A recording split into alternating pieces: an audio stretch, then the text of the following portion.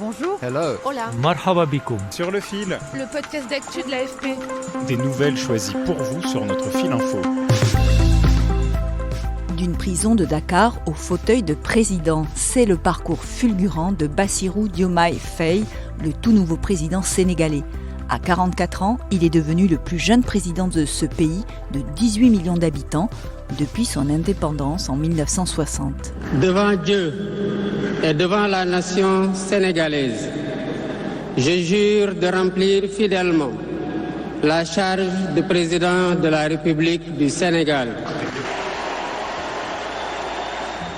Lui qui était encore en prison quelques jours avant le scrutin et qui a travaillé à l'ombre du chef de file de l'opposition, Ousmane Sonko, a été élu de façon éclatante dès le premier tour avec 54,28% des voix.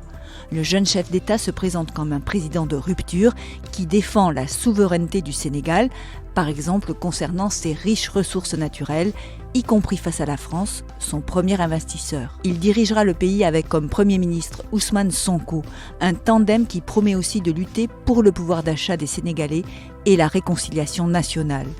Pour en savoir plus sur le successeur de Macky Sall, j'ai appelé Laurent Lozano, directeur de notre bureau à Dakar, et Caroline Roussy, responsable du programme Africa Lyris, l'Institut des relations internationales et stratégiques. Sur le fil.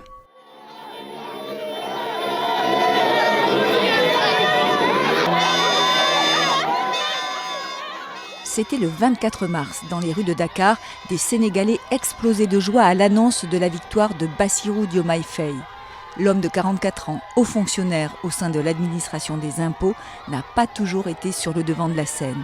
Il a longtemps été le numéro 2 du PASTEF, le Parti des patriotes africains du Sénégal pour le travail, l'éthique et la fraternité, qu'il a créé avec Ousmane Sonko. Ousmane Sonko, souvenez-vous, c'était le candidat de l'opposition mis en cause par la justice et si populaire que ses poursuites avaient entraîné des émeutes au Sénégal à partir de 2021 qui ont fait des dizaines de morts et des centaines d'arrestations. En février, Macky Sall avait même décrété l'ajournement de l'élection présidentielle. Et c'est finalement parce que Ousmane Sonko a été déclaré inéligible que Bassirou Diomaye Faye s'est engagé dans la course à la présidence. Sonko, c'est Diomaye. Diomaye, c'est Sonko. Comme l'a dit l'ancien candidat que vous venez d'entendre, les deux hommes ont mené campagne main dans la main. Dans la foule en liesse, beaucoup de jeunes, parmi lesquels Cheikh Mbacké, conseiller commercial de 41 ans, qui a été séduit par la promesse de rupture du futur président. Moi, le plus important chez moi, c'est le regain de confiance que ça a créé.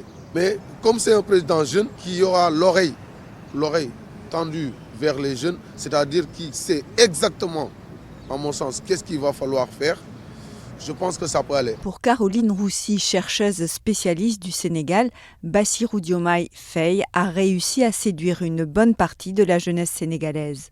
C'est un vote anti-Macky Sall et un vote d'adhésion pour le changement. C'est la conjugaison de ces deux éléments qui font que, il atteint ces chiffres un peu stratosphériques.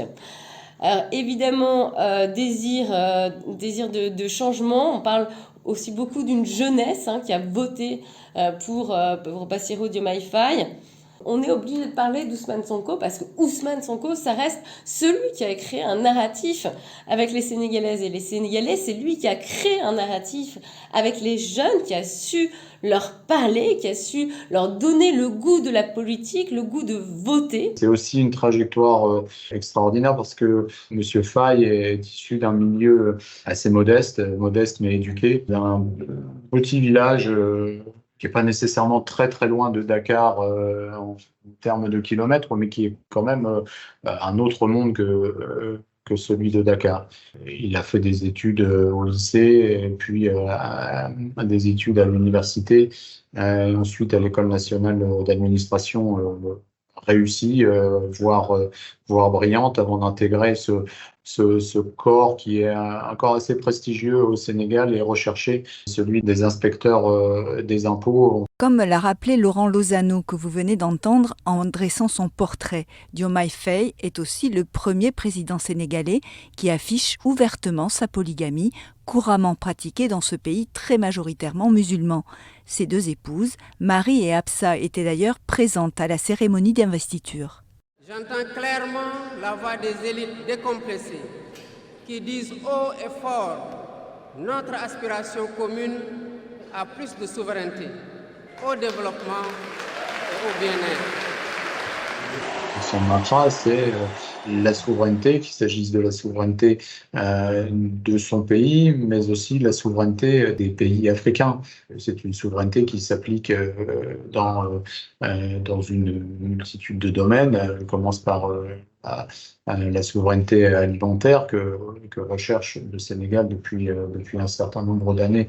Et c'est aussi une souveraineté qui doit s'exercer dans l'exploitation des ressources naturelles du Sénégal. Quand on parle de ressources naturelles, on pense nécessairement au pétrole et au gaz, même si ça ne se limite pas à ça. Le Sénégal dispose d'importantes réserves pétrolières et gazières offshore. Il y a aussi d'autres contrats en jeu, des contrats miniers.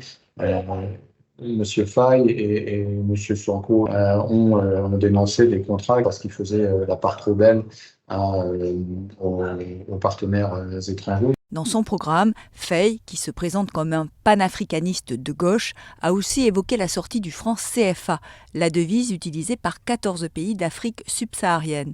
Sa parité, arrimée à un euro fort, pénalise les exportations de produits locaux. Ce discours a séduit les Sénégalais, qui espèrent aussi que leur président apportera des améliorations dans leur quotidien, d'autant que leur pouvoir d'achat est en rade. Le SMIC équivaut à environ 100 € et l'an dernier, le taux de chômage avoisinait 20%. Il touche particulièrement les jeunes. Je pense que ce que les Sénégalaises et les Sénégalais attendent, c'est d'abord un allègement de la cherté de la vie. Le SMIC est à 65 000 francs CFA. Un riz au poisson, un thieboudienne, est à 1000 francs CFA. Vous voyez combien le coût de la vie a un impact dans le quotidien des populations. Donc ça, c'est vraiment quelque chose qu'ils attendent et sur lequel ils seront intraitables. La deuxième chose qu'ils attendent, c'est des emplois pour les jeunes. 300 000 jeunes rentrent sur le marché de l'emploi chaque année. Ces nouveaux entrants ne sont pas nécessairement absorbés par le marché de l'emploi et ils se retrouvent dans l'informel. Parfois, les parents ont payé des écoles très chères, ils se sont cotisés.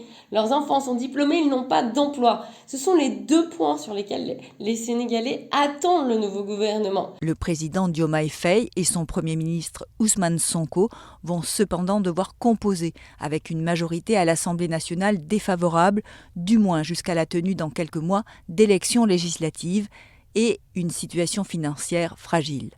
L'une des questions qui se pose, c'est dans quelle mesure il aura besoin ou pas de passer des alliances pour faire passer un certain nombre de réformes. Le premier constat qu'il aura probablement à faire, c'est celui de savoir ce qu'il y a dans les caisses du Sénégal.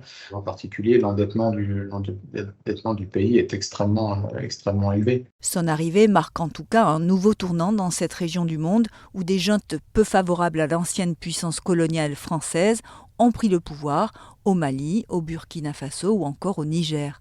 Mais pour l'instant, Bassirou Diomaye Faye a davantage parlé de rééquilibrage de la relation que de changements drastiques. Paris en tout cas soigne les symboles. Dans un message posté sur X, Emmanuel Macron l'a félicité pour sa victoire en français et en wolof, la langue la plus parlée au Sénégal. Merci de nous avoir écoutés. Je suis Emmanuel Bayon. Sur le fil revient demain. Si vous avez aimé cet épisode, alors n'hésitez pas à nous mettre plein d'étoiles. À bientôt!